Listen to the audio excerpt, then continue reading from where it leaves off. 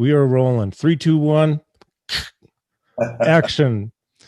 I have been excited to have my guest with me today, and thank you for watching. My name is Carl, and you're watching the Players Podcast. This gentleman, I've been following you for many, many years, and you're doing such great things for people, and I didn't write this down, but I've had it in my head. You are a humanitarian. You're making a difference in people's lives. Your energy is infectious. You're always smiling. You're the best interviewer ever. You get on the sessions. I'm just telling you, I've learned so much there about life and music, of course. So my guest is known as the world's global drummer ambassador. There's nobody else who can fit that description like my guest. He is a musician, drummer, educator, author of The Cycle of Self-Empowerment. I just want to introduce my guest, Dom Famularo. Thank you so much, my friend, for joining me today. How you doing? Thank you, Carl. I'm doing fantastic. Absolutely fantastic. We were talking off camera here. Once I got my composure together, I could hit record. You're doing some amazing things. I love your, well, first of all, this global drummer ambassador. You're traveling the world. You're out there pre-COVID anyways, right? And I'm sure you're doing other things, Zoom and this and that, but where did this come from? This goal of changing lives, you're traveling, helping people, empowering people. You're a natural at it. You're a great communicator. Where did this come from? Well, Carl, as a kid, I had a very low self-esteem. I was very shy. I had a tremendous stammering challenge as a young child. So I stuttered, and when you stutter, people make fun of you. So that further, Sure. lessens your self-esteem. I wore glasses at the age of 8. My eyes have never been great, so I've always had to wear glasses. So, I've always, my vision, my speaking as a child challenged me. And I eventually realized that I don't want this stammering anymore. So I forced myself to read out loud in front of a mirror and practice and speak slowly and overcome that. And it really was a boost to my morale and my ability to know that I can make changes in my life if I put my heart and mind to it.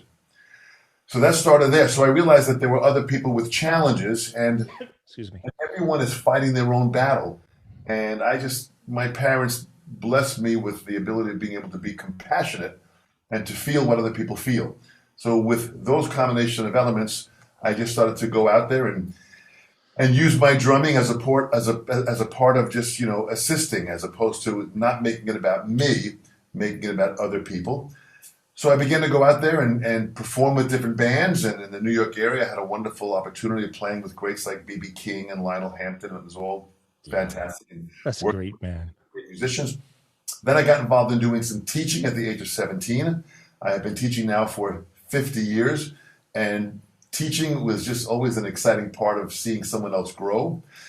Then I got involved in doing some seminars at different local schools when I was young. And then from those local seminars and schools, that led to me going to a couple of music stores and doing these seminars as my name got a little bit more notable around the Long Island area. Mm-hmm. And then from that, Tama Drums had heard what I was doing. They wanted me to play their drums and open up educational clinics that they were doing nationally. I began to open up for Billy Cobham and Simon Phillips. My first tour with Billy Cobham we played 27 cities in 28 days. So I call that baptism by fire. It was intense, and it worked out well. And from that, people then wanted me back. And then from that, and as I started traveling from the U.S. to Canada to Europe, I started globally doing these events. And Ron Spagnardi, the owner of Modern Drummer, an article on me. He said, Dom, you really are a drumming ambassador in what you do. You're going out and you're preaching the gospel of drumming. And he said, this is really kind of bringing more drummers to the fold and exciting people. He said, you really are drumming's global ambassador. And when he said that in the article, it stuck. So I always say I was blessed that people refer to me as that. I try every day to live up to it, to try and connect as many people as I can. And then in the course of my life pre-COVID, I was traveling to 10 to 20 countries a year. Yeah. hitting countries and cities and traveling and performing and setting up and over 70. I stopped counting at 70 countries, going there and hitting it and doing it. And of course, Sabian cymbals and Mapex drums and Remo and Vader, they're all incredibly supportive of my energy and what I'm doing, and they just fund me and fuel me and just keep going. And that was going fantastic. When in my teaching practice, I started teaching from my studio here with 4 cameras and mic'd up my drums. So when COVID hit, I was already set up to teach globally. So now I'm traveling globally from my studio. Today alone, Carl, we have our session early in the morning, but today I will be in 7 countries, Wow. do 2 master classes, which will have about 90 students in each class. So I'm still basically traveling. I'm just doing it from my studio using technology as my assistant. It's pretty amazing what we can do. Um, I had been traveling a lot too, to many different countries around the world, teaching the course that I do for Parkinson's. But starting back in March, I went virtual, and I wasn't ready for it though. There's a difference there. I was not ready, so I had to get ready quickly.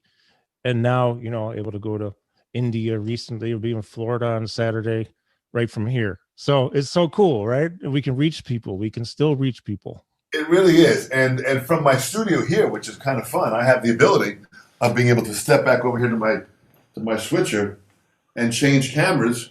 Mm, beautiful. I go to this camera here, so I can have this camera. I've got I my love it. Yeah. overhead that I can have. So Beautiful, beautiful. I've got the ability of being able to reach people and connect with them and talk about drumming, talk about motivational events. I do many of my cycle of self-empowerment seminars this way, where I'm reaching hundreds of people, and it really is an exciting journey of being able to reach people still deeply and emotionally with the connection of us wanting to improve ourselves and bringing the world together closer. This is fantastic. We need it too. We need it for a lot of reasons. A pandemic alone creates isolation, and a lot of people who don't like to be isolated and need, well, I think to some degree we all need human contact. And so this is a great way to do it. What you're doing is so empowering. Look at so this is a nice article right up, Modern Drummer. Yeah, it was That is so. That's just that picture alone, man. I love that photo. You're holding the globe. it really is great. And they asked me what kind of picture I wanted. I want one from behind the drum set. I said, no, I want one holding a globe, because that to me is the connection of what we are as musicians. We are connected globally. Yes. The object now is to try and bring, in the drumming community, it's such an incredibly close, loving, tight-knit community worldwide, no matter where I go, whether I'm in, Katowice, Poland, or whether I'm in, Luleå, Sweden, or no matter where I am on this planet, it's really connecting through drumming and music. Well, that's actually, I'm glad you brought that up, because that's a point that I have here in my notes.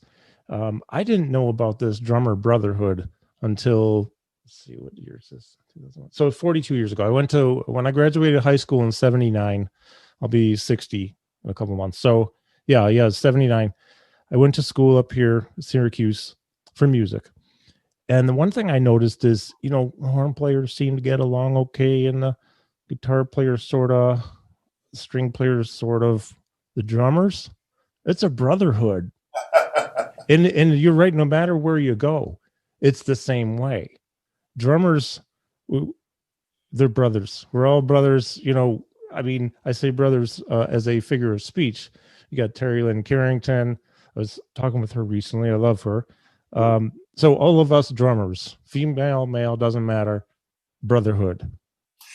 It really is. I have a little bit of a theory on that. I really believe that drumming in the early days of when it started, they think they trace back drumming, the beginning of organized drumming, back to a city in Switzerland called Basel. And every February they have a festival, they have had for the past 800 years, of all these different drummers that come out and drum, and they play with fifes, and they march around the city for 3 days celebrating this festival of music and drumming and fife. And everyone in the village plays drums. They all play old rope style drums. Oh, cool. And I actually went to the festival a couple of years ago to witness it. And it goes back, like I said, hundreds of years. So they kind of took this organized drumming of rolls and stickings, and that eventually got organized. And when it came to America in the early 1900s, it was the brilliant minds of people like George Lawrence Stone that began to organize it and put together rudimental terms for these Yeah. patterns. And in the early days of marching drums with the rope drum, those concepts of being in the military, those drummers played cadences that were military messages as to design, communication to the troops. Yeah. So certain cadences meant certain things: Hmm. march left, march right, stop, fight, retreat, whatever it was. Stop and settle camp. So they had all these different cadences that they had to learn, and the drummers gave the command. So when you had 5,000 soldiers marching behind them, they listened to the drum cadence and they knew what the direction was of where they were going. Yeah. So the role of the drumming, going back hundreds of years, had a big responsibility of communication. We know Hmm. that even goes back into the Native American Indian mentality of how they communicated using drums and rhythms and sounds. They communicated that way also. So in the military, when these drummers would march, the unfortunate thing is the first person shot was the drummer Yeah. because you wanted to take out the communication. Front line. Yeah. So, Communications. so drummers had to teach other soldiers the cadences and the techniques to learn. So if they did get shot, someone could pick up a drum and continue. Yes. So I believe that our brotherhood came down in those early days of sharing information and teaching and having the understanding of movement, that was shared, and that's just been a part of our culture, and we've continued it now well into modern drum set. Yeah. That's, it's interesting history. Drums, as I remember Peter Erskine talking about it one day, about drums and communicating messages back and forth. It's like a dialogue, a vocabulary, a language. They talk about rhythm being a universal language. I'm sure you've been in this situation where you're playing in a group and not everyone speaks the same language. So verbally you may not be able to communicate, but when you sit down and you play, there you are. Yeah, absolutely. You merge together. And another thing too is there's a special thing about rhythms, and almost, in fact, I don't know if you know a friend of mine. He plays with the Stickmen with Tony Levin. It's Marcus Reuter. Are you Oh, that's, familiar? yeah, So yeah. Marcus is a beautiful musician and person, psychologist. So we love to talk about that stuff too. He had a guest on his podcast recently. I think the name is Anthony Garone, talking about rhythm. Have you ever heard how some of the people out there talk about vibrations? And I'm a believer in the vibration. I have 88 keys on my piano over here, but if I hit the B flat above middle C, the lampshade vibrates because it's harmoniously vibrating, or sympathetic resonance, or whatever they call it. But vibrations are also a rhythm, and it seems like rhythm joins people together. I don't know. I can't really say any more about it, but rhythm is special. Well, your point is well taken. Einstein was a wonderful musician. He played violin, and he understood that the universe was built up on vibrations. Mhm. Those vibrations created tones. Those tones is really what the musical structure is about. And those vibrations have certain movement, and the movement to the vibration is where the rhythm comes from. Mhm. So he felt that the universe was designed that way. So we are, as human beings, we are vibrating because of our hearts pumping. As I'm speaking right now, there's an energy inside of us that is perpetuating this movement and these rhythms and these vibrations. So we are a part connected to the universe in all of this here. So we are all just messengers of these vibrations and these rhythms. And that's why sometimes you meet someone that you don't feel comfortable with. The Yes. harmonious vibrations might be negative. They might not mesh well It's with almost them. like a dissonance, right?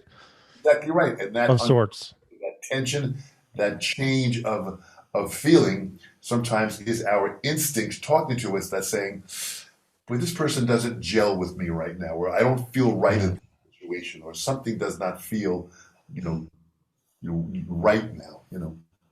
And then, yes, exactly. I know that feeling very well. And what I love though is the other feeling. Well, I just recently connected with a mutual friend of ours, Sergio Bellotti. Yeah, great guy. It was instant brothership right there. Mi hermano de otra madre. You know what I'm saying? It was so cool. And Absolutely. I've been following him for years and watching his video. He's a great educator, a great person, and he has a great message. And he's also a humanitarian. He wants to bring out the best in others. By the way, you're a huge motivator. He told me yesterday. He says, Dom, he drives me. He keeps me motivated. He keeps me inspired. So, well, you do that for a lot of us. He does that too. But that connection when I met him was recently was instant brotherhood. Yeah, he really is. So cool. The opposite end of dissonance. Yes, yeah, absolutely. He's full of love, as his wife Terry, just wonderful people. Yeah, she's great. And Terry, I knew well before I knew Sergio, and I met Oh, Terry cool. together at a NAM show, and they hit it off and got married. So just a Oh, beautiful, that's great, man. I lovely. love stories. I like stories. And Sergio teaches at Berkeley, college. Yeah. Phenomenal there. He's got his store 24/7, which is a top, retail shop in the Boston area, which I always recommend people to go there too. And he's a great educator. He's working on a new book right now, and Yes. assisting him with. So it's kind of exciting to see everybody kind of start to come. Ghost notes. And you ghost notes, yeah. I And can't wait to. Yeah, ghost notes are a thing. I love them. When they're right, they're right, right? Um, well, this is really interesting. So we're going back. You're talking about some of the struggles that you had, and you also realize that there are other people out there who may be struggling, and you're one of those people who wants to help people. It's almost like, I think you might have said this in a different way. I have a little saying that I don't think I made it up. I think Muhammad Ali might have said it. Somebody said it. It ain't about me. It's about we. And I have to say I'm a late bloomer because it was about me for a while, longer than I'm ashamed to admit how long. You know what? It ain't about me. It's about we. And in this human experience, you're helping people to live a better human experience. and the drums is just a vehicle to reach people. If I Exactly. was a plumber, I'd be doing this in the plumbing industry, So it, Yeah, exactly. I love it. whether you're a drummer or a plumber, it's about the message and the effort of, can we lift souls? Can we make a difference? I was asked by a magazine article recently that said, Dom, I know this is a very deep question, but for you, what's the essence of life? And I Oh, said, actually, it's a pretty easy question, a pretty easy answer. He said, really, it's very deep. I said, well, it's as deep as you want to make it, but to me, the essence of life is simply to matter, oh, to make a difference. That to me is what it's all about. Is yeah. make a difference with my life. Going back to the wonderful movie, It's a Wonderful Life. We Mhm. all are affecting people in certain ways. We choose to affect it in a positive or a negative way. And unfortunately, now where America is at, with the challenges of the civil mentality of this warlike negativity that America is in, we're not seeing the fact that we for sure have more things in common than we do against each other. And there is this unhealthy vibe that's out there now that's trying to convince people in a righteous way that one thought process is better than another thought process. Mhm. And welcoming all these thought processes is what America was built on. Mhm. That's what true democracy is, to have the freedom of thought and belief. So everyone has their own journey, and I think if I could just spend a little bit of my time and help lift them a little bit, then as I lift them, I'm really lifting myself. That's there's a lot to what you just said.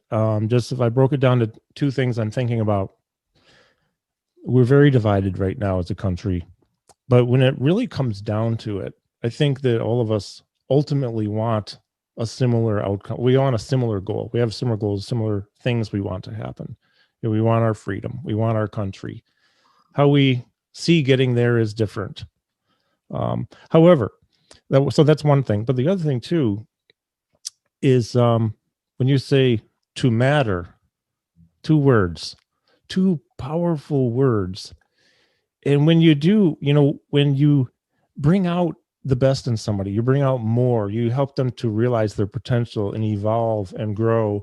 Again, like Sergio was saying, I want to see them grow. I want to watch the evolution through 4 weeks of lessons, 4 years of lessons, whatever it is, because they become more for themselves. And whenever we're more for ourselves, of course, we as educated, well, I educate in my own field, but I get a lot out of it so that I can be better for others. Yeah, yeah, yeah. It's not for me. It just like you isn't really for you. I mean, it is, but there's also a further purpose of for others, to be better for others. And to me, that's so important, and we need it so much right now, and it's so powerful. And needed now more than ever for us to be more compassionate, which means to feel what other people feel. So that takes a deep level of open-mindedness and the skill and the art of listening. Mm. That there's a skill and an art there that as musicians we are trained all of our life in how to listen. And that's why I think musicians have a certain edge in the world where we're great listeners. You know, there's a cliche saying, I have two ears and one mouth.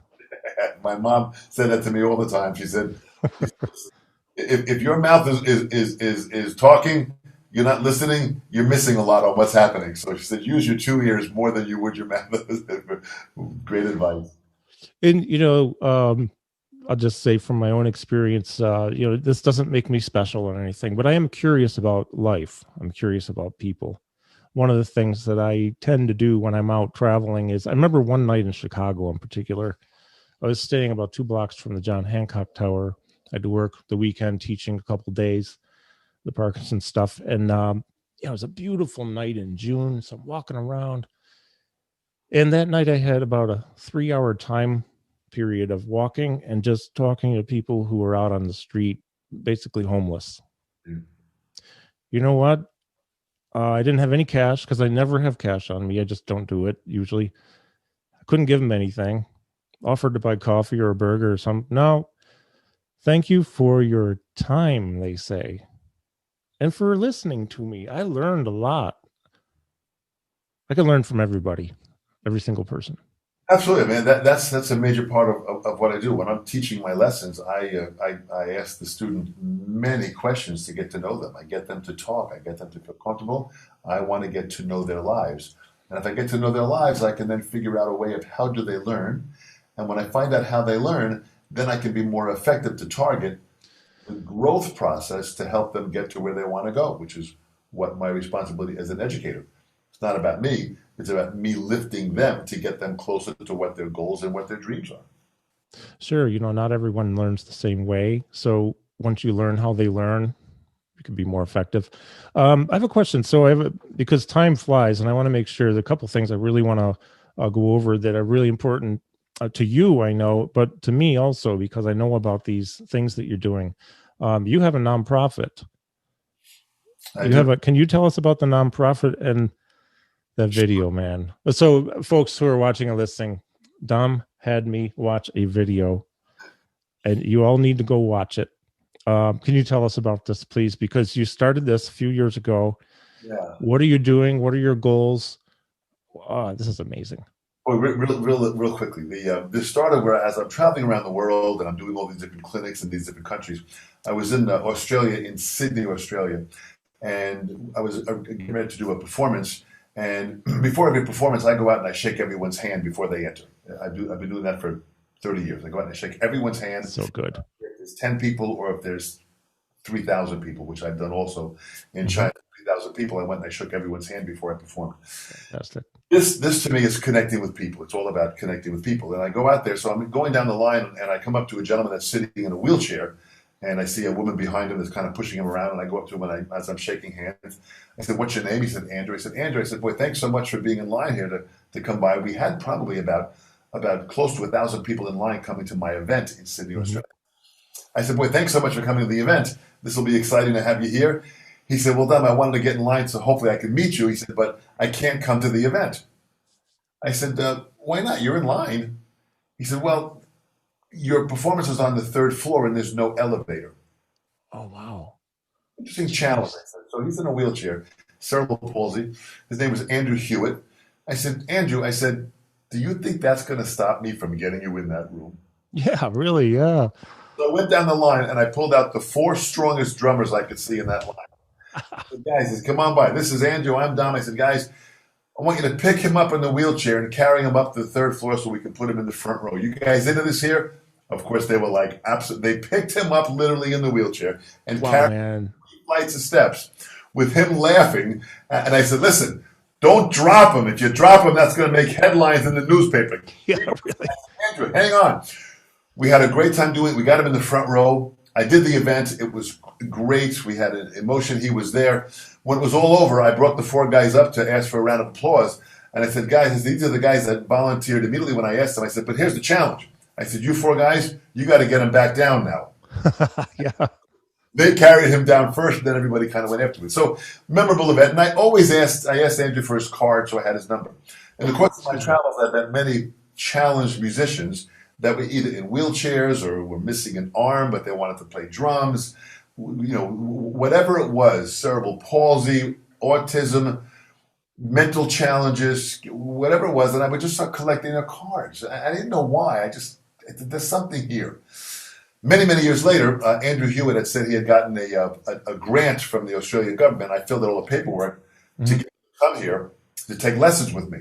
Oh, wow. I filled in all the paperwork, and we came out, and they sent him a grant of like $5,000 or $7,000 to fly him over to come for lessons. Wow. They flew over and he came for lessons, and we did the lesson. And while we were here, I invited a couple of other of these challenged musicians that I was teaching to have a meeting. I said, gentlemen, I think that there's something here. I think we can put together an organization, a global organization of people that are challenged, that are dedicated musicians.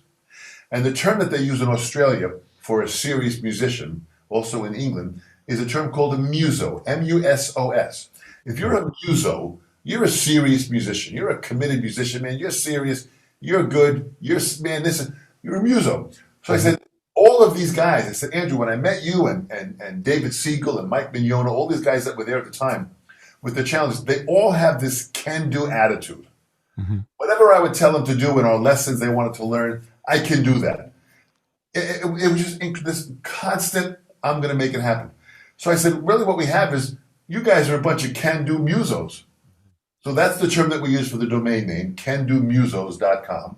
We put it together. It's been going on strong. I help raise money and fund money and make it happen and get it going.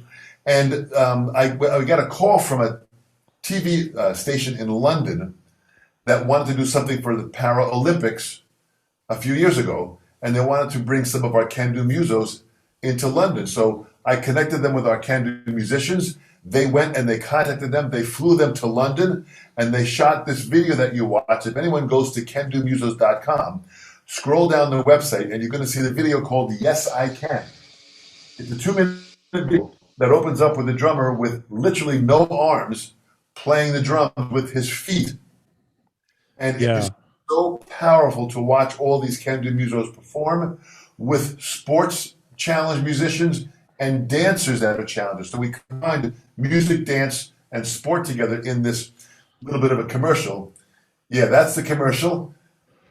So just when you watch it, folks, it's absolutely amazing. The production on this is really top-notch, Dom. They flew everyone out into theaters, into stadiums. They went first class for this year to make this happen. And imagine these can-do musos that were basically unheard of, all of a sudden stars. And so Ken Muso's website did exactly what I wanted to do. It brought attention. We now have 339 can-do musos from 35 countries. If you go on the website, I don't mean to interrupt you, but I'm just going to show just a few seconds. Everyone has a disability. Everyone has a disability. Yeah. But look at them. So yeah, go to the site, folks. Check it out because it's I had to get my composure together before we hit record because my eyes were welling up.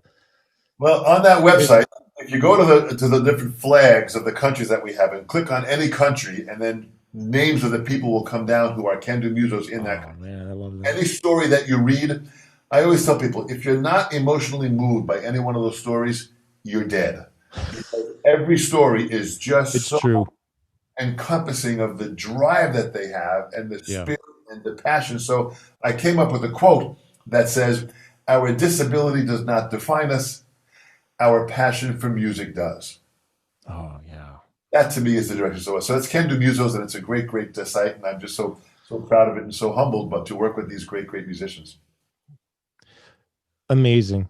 You know, it's funny too. We were talking off camera before when I met Sergio. Well, we were talking on camera too, the Instant Brotherhood. I feel like I've known you for a long time. Of course, part of it is because I have been watching you for many years, and your energy and I go back and I watch a lot. And um,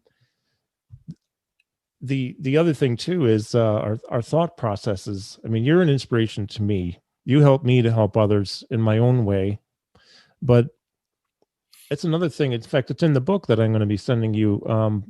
Parkinson's doesn't define us. You know what I mean? We define us. Our passion defines us, whatever it is. And that's such a powerful thing too, because a lot of times, and I've worked a lot with the learning people in the learning disability arena, if you will, or let's say, well, on the spectrum, things like that, and other movement disorders too. And there are labels attached to people many times based on the diagnosis that they have, and they aren't their diagnosis. They are humans first, and they're living with a diagnosis of something. Absolutely, absolutely. They are spirits. They are Yes. just absolutely. They're spiritual beings, enjoying a human experience. A human life. And I mean, I think that as opposed to a human enjoying a spiritual experience, I think that's Deepak Chopra. I think that was a very, very good observation of how they're living. They just were challenged with the vehicle that they were blessed with, but Yes. the inner core of their soul and their passion is powerful. I want that to come out more. And I'll tell you, I say it in my workshops all the time, and I'm thinking it while I'm watching this video. Yes, I can. Some of the challenges I've faced, I just got to I get over myself quickly because I'll think of these people who are dealing with so much more, and they're just unstoppable. And that's something that inspires me a lot. It helps to empower me. Then I want to help other people. So Dom, I know you have to go soon, but I just wanted to first I want to say thank you. I appreciate everything that you're doing. I appreciate who you are. You have a huge heart, your spirit, your soul, and your intentions, and all that you're doing for other people, empowering them. I love it. I absolutely love it. The two questions Yeah. that I have: what are the plans in the future? Do you have any particular projects you're working on, things we might be looking for in any arena? And also, as I mentioned earlier, parting words. If you have one piece of advice to give to people who are watching and listening, what would it be? All right. Well, with future projects, thanks. When I wrote my book "Cyclist Self Empowerment" 20 years ago, I'm finally writing my follow up to that, which is a book that will be called "Owning Now." To own the moment. I believe we have to learn how to own the moment because that's all that we own. We only own now. I don't own tomorrow. Heck, I don't even own later. In this Yeah. crazy world of what can happen, who knows? So I only own now. This moment of us talking right now, Carl, this is the moment that we own right now. So I want to maximize that. So that's what that book is about. So I'm working on owning now. I'm working on Beautiful. another book that's called The Business and Art of Art, the understanding of the business side and the artistic side of what we do. Nice. I'm working on several more drumming method books that I have with my partner Joe Bergamini with different books that we've published. So I've got different drumming ideas that are still going on. I'm still teaching at a high level, doing master classes and doing seminars on my books. So it's really kind of exciting. It's all happening, and I've got recordings that are coming out. I've got many, many different things that I have aligned in this year and in even booked for 2022. And it's kind Beautiful. of exciting to see that there's festivals that are coming out that I'm going to be emceeing and performing in the future. So there's so much still going on. And at 67 years young, I feel like I'm having so much fun with my career on my way down. So, Yeah. so No, you're not on the way down, man. incredible journey of what I have. So it's still going strong. And so that's the first part of what I'm doing. But the second part is pretty powerful. Advice and some kind of something that we can grab onto for this next generation to have. And with the Sessions panel on YouTube, which I have many, many interviews. I've got over 300 interviews of some of the greatest musicians in the world. And I do that because I want the message of these great musicians to be carried on to this next generation long when I'm gone and long when they're gone, we'll have that information of how they developed their career and who they are as people. Yeah. I think the advice is really about to trust your instinct. Your instinct is your inner core feeling that's guiding you with your passion, that's guiding you with how you feel towards people and towards situations. And I believe many people doubt and don't listen to their instinct, which is your inner core sense of how you feel in any given situation. My instinct as a child was to play music and to assist people.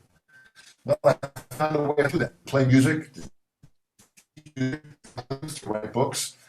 I trusted my instinct and I followed my instinct, and opportunities opened up because I listened to it. Mm-hmm. You know, I don't plan anything in my events when I go out to speak. And a funny story about Sergio Bellotti. We were in Canada together, and there was a big festival going on that Sergio was performing with the great Skip Haddon from Berkeley. Oh yeah, I was just emailing with him today. Yeah, cool. Great performance that they did, and I was the last one. I was the closing act going on, and I was standing on the side of the stage, and Sergio came over to me and said, "Dom," he said, "What are you going to go out there? They're introducing you now. What are you going to talk about?" I said, "Boy, Sergio, I don't know yet." He said, "Well, what do you mean you don't know yet? You know, don't you have any kind of an outline or an idea of what you're going to do?" I said, "No." I said, I don't do it that way." He said, "Well, what do you mean?" I said, "Well, to me, rehearsal is for cowards. If I walk out there and look at that crowd until they introduce my name, and I trust my instinct, I will be guided as to where that audience needs me to go and where I feel I want to take them. Mm-hmm. Mm-hmm. But I got to trust the moment. So by not having a plan, I'm going out and I'm totally living in the now. So to trust one's instinct, and again, that line is, rehearsal is for cowards. Mm-hmm. You know, and I don't mean that in a way that there's obviously some musical situations you have to rehearse, et cetera, but the preparation, there's too much preparation sometimes and not enough trust in the moment. So to me, trust your belief, trust your passion, trust the moment, and then follow that with unending passion, and you will be delivered ecstasy in the value of your life that you would have never thought you would have ever experienced. I think that's really great advice. And I know you have a student in a minute, so I'll just say real quick, in my own experience, again, I'm a late bloomer, but I've discovered also if I overthink things, and a rehearsal can be overthinking for me. Then the magic goes away. It's just not there. I can't get that thing. But it took a long time for me to figure out that that's also part of the now moment. And this topic's been coming up a lot recently. Maybe it's what I'm attracting into my life, but I don't know how it works. But now is now. Yeah. You know, now is so important. If we're not here now, we missed it. Absolutely. And we missed it. And we missed it, you know? We're missing it. And the line, thought is the enemy of flow. Oh, man. As we're speaking right now, we're not thinking. We are just flowing with the conversation. True. We trust our instinct. We trust our upbringing, and we communicate, and we've created a moment of conversation that hopefully someone listening to this and watching this now while we're still here, or maybe in the future when I'm long gone, someone discovers this podcast and listens to it, and if it reaches them from my grave, that is true sense of worth of to matter. There you go. Wow, man. I tell you, we'll have to do this again sometime. Maybe when one of your books comes out or something's happening, let's get together. I'll do everything I can to help promote it and drive traffic and, anything, because you've helped me so much. You've helped so many people so much. I can't thank you enough for joining me, Dom. Thank you very much. Thank you. We'll for sure do a part 2. And when you send me your book, make sure you include your address, and I'm going to send you my book back, and we can further talk about that and have some fun with that. That'll be fantastic. Thank you so much for your time. I'll get this out to you today. Thank you. Thank you, everyone, for watching. Thank you for listening. Be sure to go to, just want to make sure I get the website right. The nonprofit is candomuso.com. Candomuso. MUSOS, yeah. MUSOS, yeah, okay. MUSOS. Candomusos.com. Check it out, folks. It's amazing. All right, Dom, I'll be in touch soon, and I'll send you a link when this is up. Thank you, my friend. Thank you so much, man. Safe travels. Have a happy and healthy new year. Keep doing the great work you do, my friend. Thanks. Take care. Bye-bye. Bye-bye now.